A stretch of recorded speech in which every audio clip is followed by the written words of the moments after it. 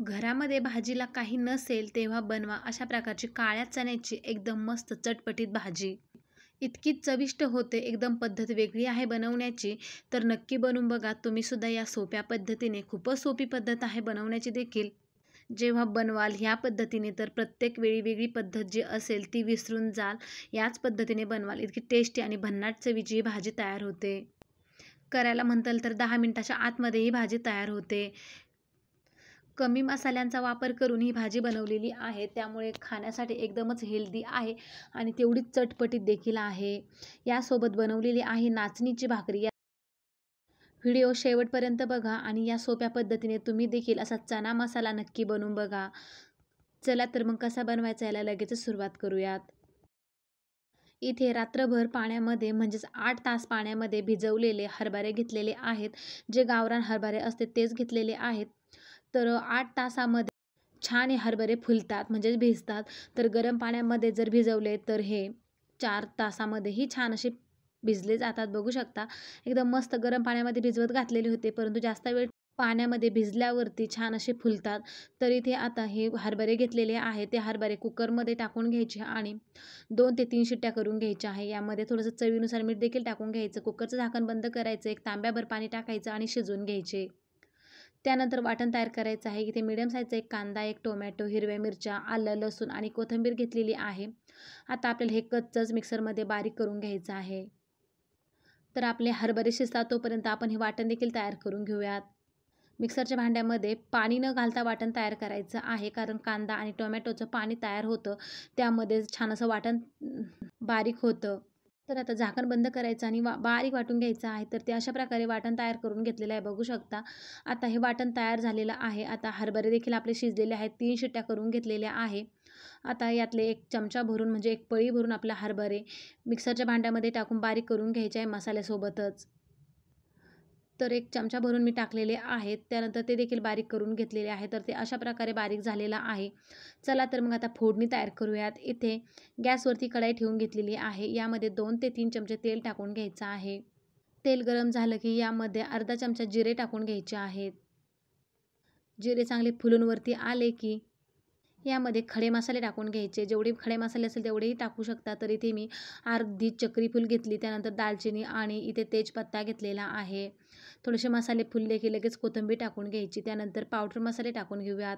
अर्धा चमचा इथे मी लाल तिखट टाकून घेतलेला आहे. कांदा लसूण मसाला टाकलेला आहे अर्धा चमचा. त्यानंतर घरगुती मसाला देखील टाकून घेतला आणि आता हळद टाकून घ्यायची आहे. एवढेच मसाल्यामध्ये सुद्धा आपली भाजी एकदम मस्त चटपटीत तयार होते. त्यानंतर जे वाटण तयार करून घेतलेलं होतं ते सुद्धा यामध्ये टाकून छान असं परतून घ्यायचं आहे. कारण आपण कांदा, टोमॅटो, मिरच्या आणि आलं लसूण कच्चंच घातलेलं होतं, त्यामुळे छान असं परतून घ्यायचं आहे तेलामध्ये, मसाल्यामध्ये. जेव्हा बनवताना या पद्धतीने तेव्हा सगळ्या पद्धती विसरून जाल, इतकी चविष्ट ही भाजी तयार होते. आणि आठवड्यातून 1दा ते 2दा तुम्ही ही अशा प्रकारची भाजी नक्की बनवून खाल. एवढी भन्नाट तयार होते. तर आता बघू शकता वाटण छान असं परतून तयार झालेलं आहे. आता यामध्ये शिजवलेले हरभरे जे आहेत ते चणे आपण यामध्ये घालून घेऊयात. आता हरभरे टाकून छान असं मिक्स करून घ्यायचं. त्यानंतर आपल्याला यामध्ये पाणी घालून घ्यायचं आहे. तर आपण ही रश्श्याची भाजी म्हणजेच ग्रेव्हीची भाजी बनवणार आहोत, त्यामुळे बेताचं यामध्ये पाणी टाकून घ्यायचं जेवढं हवं तेवढं. जास्त पातळही करू नका. आपली भाजी ही छान अशी घट्टसर तयार होणार आहे, कारण आपण यामध्ये हरभरे जे आहे ते वाटून घातलेले आहेत. तर इथे मी अर्धा तांब्या पाणी घालून घेतलेलं आहे.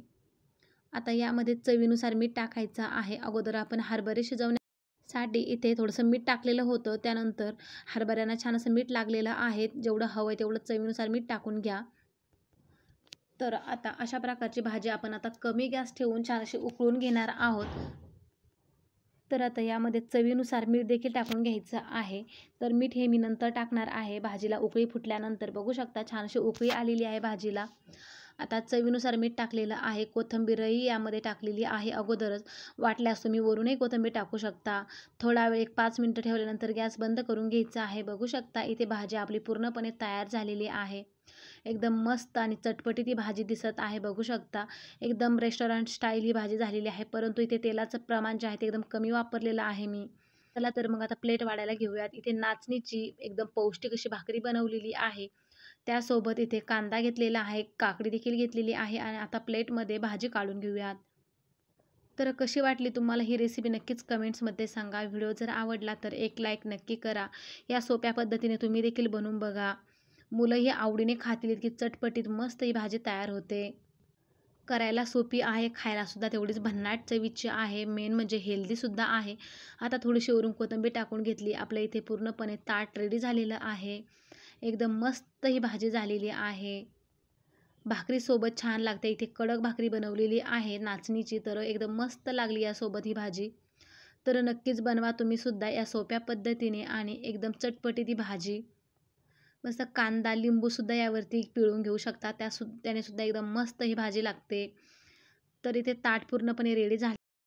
व्हिडिओ जर आवडला तर लाईक नक्की करा. या पद्धतीने तुम्ही देखील बनवून बघा.